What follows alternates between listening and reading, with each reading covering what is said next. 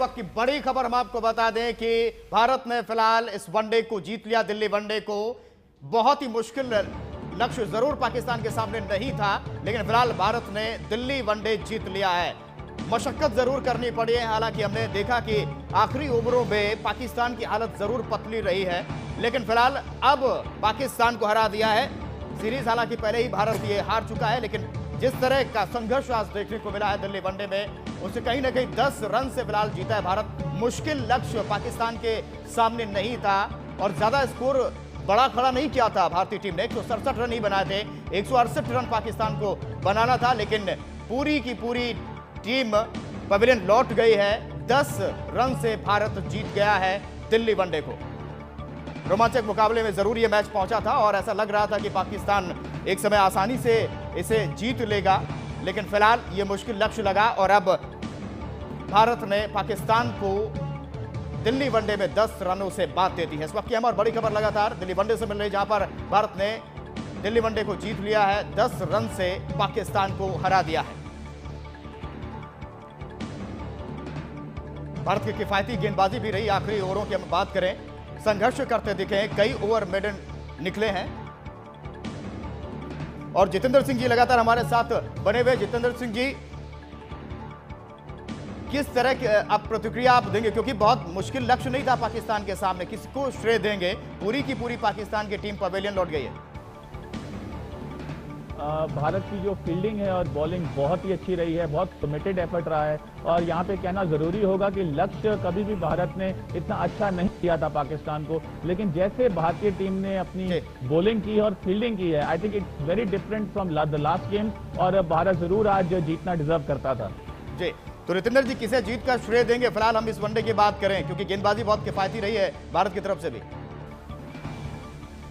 Bowling बहुत ही अच्छी रही है। मुझे लगता है जो स्पिनर्स हैं अश्विन और जडेजा ने आज बहुत ही अच्छी बॉलिंग की, क्योंकि यहाँ पे बॉल लो रहता है, बहुत जरूरी था कि विकेट टू विकेट बॉलिंग करें और अश्विन और जडेजा को जो एफर्ट है आज इसके सदका भारत ये बहुत इंपॉर्टेंट गेम जीता है। मैं मानता हूं कि इनकॉन्सिक्वेंशियल गेम था, but at the same time ये एक वनडे इंटरनेशनल था और बहुत अच्छी परफॉर्मेंस रही है भारतीय बॉलिंग और भारतीय फील्डर्स के द्वारा, लेकिन बैटिंग ने फिर लेट डाउन किया है। जी, और आज एक और काम किया स्पिन अटैक ने रितेंद्र जी। जिस तरह से हमने देखा भारतीय बल्लेबाजों को संघर्ष करते हुए सईद अजमल के सामने 5 विकेट उन्होंने झटके हैं और यही कुछ हाल पाकिस्तान का भी रहा है।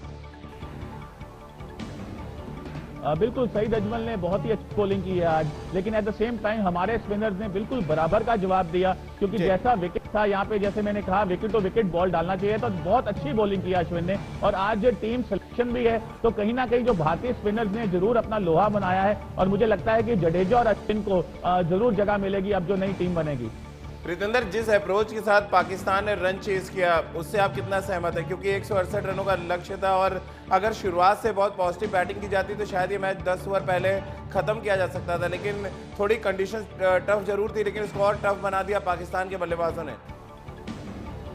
और यहाँ पे ये कहना बहुत जरूरी होगा कि जो डिपेंडेंसी है पाकिस्तान बैटिंग लाइनअप की, वो नासिर जमशेद पे बहुत थी, कि जब से नासिर जमशेद का विकेट गिरा तो बहुत ही मुश्किलें पाकिस्तान को आई थी, क्योंकि हमने देखा है पिछले जो भी वनडे भारत के साथ पाकिस्तान खेला है उसमें नासिर जमशेद का बहुत ही इंपॉर्टेंट रोल रहा है और पाकिस्तान के जो साथ में बैटिंग लाइनअप है उसका इतनी भूमिका उनको नहीं निभानी पड़ी, लेकिन आज मुझे लगता है वो कहीं ना कहीं एक्सपोज हो गए। चलिए, बाकी की अगर हम बात करें, पाकिस्तान के बाकी बैट्समैन जिस तरह से खेल रहे थे ऐसा लग रहा था बिल्कुल कॉपी कर रहे हैं वो भारतीय बल्लेबाजों की। जो एप्लीकेशन की हम बात करते हैं, टेक्निक की बात करते हैं, टेम्परामेंट की बात करते हैं, उसका बहुत अभाव दिखाई पड़ा पाकिस्तानी बैटिंग लाइनअप में भी। और आप बिल्कुल ठीक कह रहे हैं, नासिर जमशेद ने बहुत बड़ा फर्क डाला है इस सीरीज में, नहीं तो बहुत ज्यादा अंतर नहीं नजर आया अगर आज की हम बल्लेबाजी की तुलना करें भारतीय टीम की बल्लेबाजी से।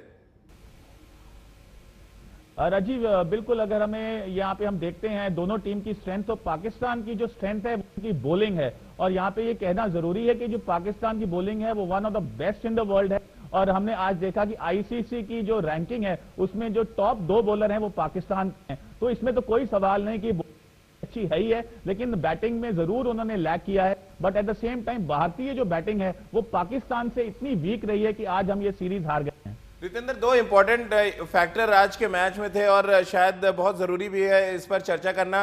नंबर एक, भुवनेश्वर कुमार की गेंदबाजी और जिस तरह से शमी अहमद ने अपने पहले मैच में गेंदबाजी की, उनके गेंद में रफ्तार दिखाई पड़ी। और जो हम बैक बेंड करने की बात करते हैं कि आप पूरी ताकत के साथ गेंदबाजी करें और दिखाएं कि आप तेज़ गेंदबाजी कर सकते हैं, शमी अहमद ने वो कर दिखाया। कितना इंप्रेसिव आपको लगा डेब्यू शमी अहमद का?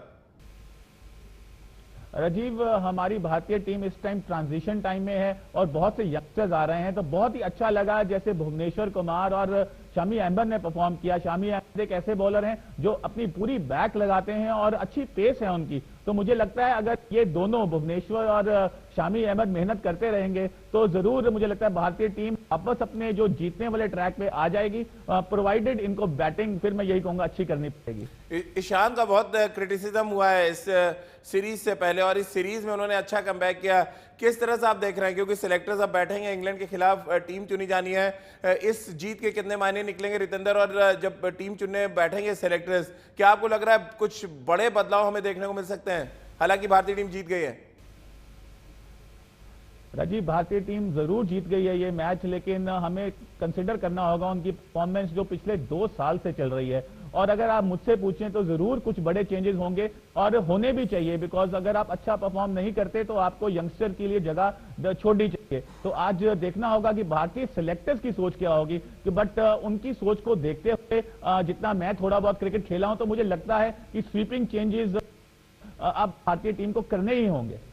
बिल्कुल रितेंद्र जी, आप हमारे साथ लगातार बने हुए हैं, राजू मिश्रा जी हमारे साथ लगातार बने हुए हैं। दिल्ली वनडे जरूर भारत ने जीत लिया, लेकिन कई सवाल छोड़ गया। आगे आने वाले सीरीज पर किस तरह का असर पड़ेगा, कौन आउट होगा, कौन इन होगा, इस पर भी गंभीर सवाल जरूर खड़े होंगे। छोटा सा ब्रेक ले रहे हैं, लौटते हैं जल्द।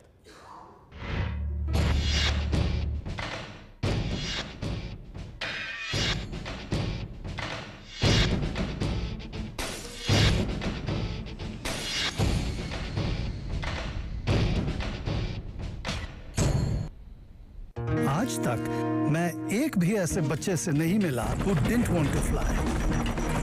And toy planes, they are our most valued possessions. फिर एक दिन हम बड़े हो जाते हैं. We want a lot more speed, thrill, and the ultimate in technology. And of course, गर्व जो महसूस होता है कश्मीर से कन्याकुमारी तक देश की रक्षा करने में और अपने देश का नाम आसमान से ऊंची ऊंचाइयों तक ले जाने में। सारे जहां से अच्छा Nothing can beat the feeling जब आपका साथ देती हैं दुनिया की सबसे बेहतरीन मशीनें and the best professionals in the world. Thankfully, I have been there. I know how it feels. और अब आपकी बारी है. This is Indian Air Force. Are you up for it?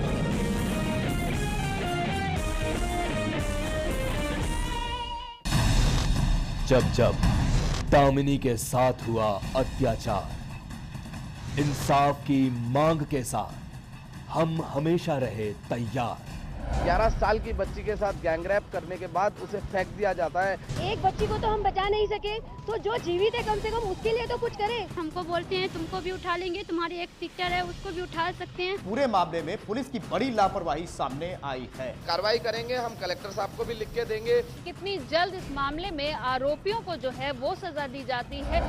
India news की खबर का असर हुआ है। बता दें आपको, सीकर गैंगरेप पीड़ित लड़की की मदद को सरकार आगे आई है। फास्ट ट्रैक के हमने आदेश जारी कर दिए, लीगल एड उनको मिले वो हमने कर दिया। पहले उसकी अस्मत पर हुआ हमला, उसके सगोत्र रिश्तेदार ने गलत काम किया है, फिर उसने की आत्मदाह की कोशिश। 85% बांस है, मगर एसडीओ साहब ने काटी कन्नी। मैं कहीं नहीं काट रहा हूँ, जो है ओपन में। पर जब खबर आई इंडिया न्यूज राजस्थान पर, तो पहुंचे कलेक्टर साहब जानने हाल। डॉक्टर्स उनकी लगातार देखभाल कर रहे हैं। आरोपी के खिलाफ चूंकि पाली जिले का मामला, वहाँ पे कार्रवाई हो रही है, मैंने जानकारी करी है, आरोपी अरेस्ट किया गया है। आपकी आवाज को बुलंद करता है इंडिया न्यूज।